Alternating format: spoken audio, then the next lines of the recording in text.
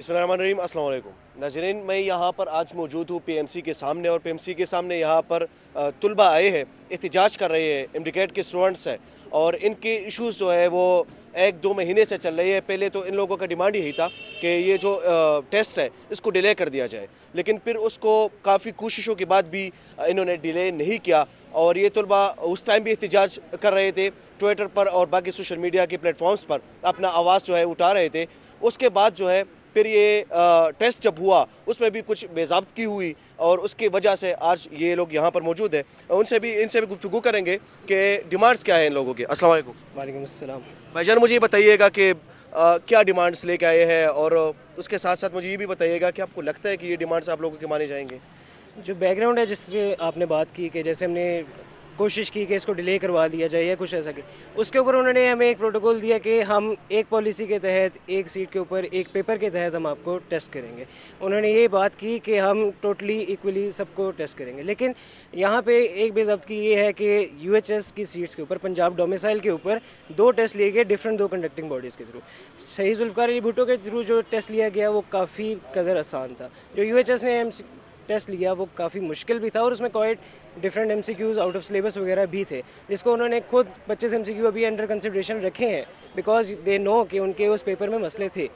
एक चीज़ डॉक्टर नौशाद शेख ने अपने इंटरव्यू में कही थी, प्रेसिडेंट नौशाद शेख जो पीएमसी के सदर हैं, उन्होंने कही थी कि every university they are gonna sign there on paper. उन्होंने ये कहा था कि हर अपनी प्रोविंस के हिसाब से बनाएंगे, लेकिन उन्होंने पीएमसी का सिलेबस उन्हें पीएमसी का एमसीक्यू बैंक उन्हें प्रोवाइड किया, जिसकी वजह से उन्होंने ओवरऑल उसको फॉलो करते हुए कुछ ऐसे एमसीक्यूज़ भी दिए जो हमारे सिलेबस में नहीं थे। सेकेंडली हम इधर आए हैं कि शहीद जुल्फ़िकार अली भुट्टो के वो बच्चे जिन्होंने आसान पेपर दिया वो उन्हीं सीट्स के लिए फ़ाइट कर रहे हैं जिनके लिए हम फाइट कर रहे हैं, जबकि जो फैक्ट्स एंड फिगर्स हैं वो इस चीज़ को कभी भी अलाउ नहीं करते। वो आसान पेपर दे के, हम मुश्किल पेपर दे के सिर्फ एक सीट के लिए अप्लाई नहीं कर सकते, ये किसी किस्म का भी इंसाफ नहीं है। सेकेंडली 2021 के बच्चों को उन्होंने एक राइट से डिप्राइव किया कि उन्होंने एक बात की कि इन्होंने स्पेशल पॉलिसी के थ्रू एग्ज़ाम्स दिए थे तो इनके सिर्फ इलेक्टिव्स काउंट होंगे, जो कि गलत बात है। 2022 के भी फ्रेशर्स हैं, उन्होंने भी फर्स्ट ईयर में वही पॉलिसी के तहत ध्यान दिए थे। द थिंग इज़ कि इलेक्टिव फॉर ऑल या इलेक्टिव फॉर नन, या तो सबको उसी चीज़ से टेस्ट करो या किसी को भी ना करो। अच्छा, आपको नहीं लगता कि तकरीबन 2 लाख के करीब जो है, बल्कि उससे ऊपर स्टूडेंट्स इसमें अपेयर होते हैं इस टेस्ट में? यहाँ पर जो आप लोग एहतिजाज कर रहे हैं तो कुछ महदूद लोग एहतिजाज कर रहे हैं, बहुत बड़ी तादाद में लोग नहीं है, तो आपको लगता है कि ये लोग आप लोगों की डिमांड्स मान जाएंगे? सर, इस महदूद तादाद की वजह एक है क्योंकि इस सिस्टम से किसी को जस्टिस की उम्मीद भी नहीं है। ये सिस्टम जस्टिस अगर दे रहा होता तो इन बच्चों को यहाँ पे आने की ज़रूरत नहीं थी। ये वो बच्चे हैं जो अपने कॉलेजेस अपने स्कूल्स के टॉपर हैं, वो क्यों आके रोड पे खवार हो रहे हैं? सिर्फ इन लोगों की वजह से। अगर आप कहते हैं कि बच्चे फुल तादाद में नहीं आए तो एक वजह है।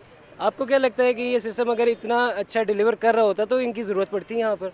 यही वजह है कि बच्चे झिझकते हैं कि यार इन लोगों से थोड़ी इंसाफ की अपील है। ये लोग इंसाफ दे। अब सुप्रीम कोर्ट हमारी जुडिशल पे आए, लाहौर हाई कोर्ट ने हमारी 2 पिटिशंस को कहा कि हम इस चीज़ को फोकस नहीं करें, हमारी डोमेन नहीं है। सिंध हाई कोर्ट ने क्यों उसको डील किया? लाहौर पेशावर हाई कोर्ट उसे क्यों डील कर रहा है? हमारी सुप्रीम कोर्ट पॉलिटिकल इंटरफेयर्स वगैरह में सू मोटो ले सकती है, जब उनको पता है उनकी यूथ बार खबर हो रही है, तो उन्होंने इस चीज़ पे क्यों सू मोटिव नहीं लिया? मुझे ये बताइएगा कि यहाँ पर आप लोग एहतिजाज कर रहे हैं और 12 बजे से लेकर अभी तक एहतिजाज जारी है, मीडिया भी यहाँ पर आ रही है, लेकिन आप लोगों की डिमांड्स जहाँ तक मुझे लग रहा है तो मुझे तो नहीं लगता, क्योंकि इससे पहले भी आप लोगों ने बहुत बड़ी कैंपेन चलाई, उस पर भी कुछ नहीं हुआ।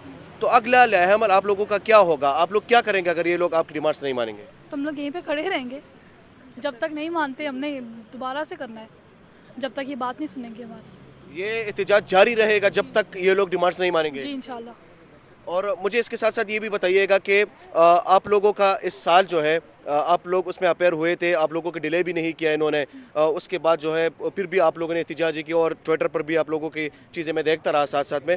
तो अब जो इन्होंने टेस्ट में ये जो बेज़ाब्तगी हुई है, इसके हवाले से आप क्या कहेंगे कि वजह क्या है इसकी? देखिए, जब पहले हमने कहा डिले करें ना, तो तब इन्होंने कहा कि नहीं, आपका मसला नहीं होना क्योंकि आपकी अपनी प्रोविंशियल बुक से टेस्ट आना है।